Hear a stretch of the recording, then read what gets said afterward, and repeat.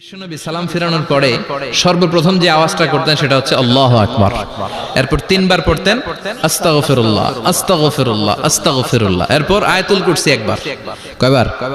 মান ক্বারা আয়াতুল কুরসি দুবুরা কুল্লি সালাতিন মাকতুবা লাম ইয়ামনাহু মিন দুখুলিল জান্নাতি ইল্লাল মাউত।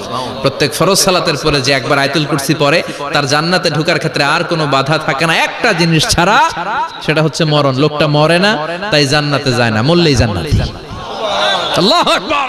বিশ্বনবী বলেছেন সবচেয়ে বড় চোর নামাজ চোর। আল্লাহু আকবার। সাহাবারা বললেন ইয়া রাসূলুল্লাহ, ইয়া হাবিবাল্লাহ, নামাজের মধ্যে কেমন করে চুরি করে? নামাজে তো চুরির সুযোগ নাই। বিশ্বনবী বললেন ইয়াসরিকু ফি রুকুইহি ওয়া সুজুদিহি, রুকু সিজদার মধ্যে চুরি করে।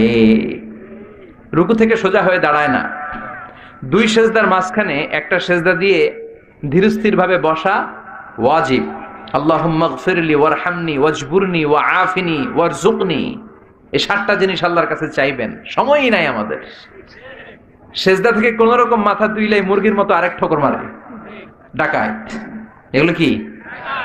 বিষ্ণু বললেন এগুলো ডাকাত। এরা নামাজ নিয়ে চুরি করে, ডাকাতি করে।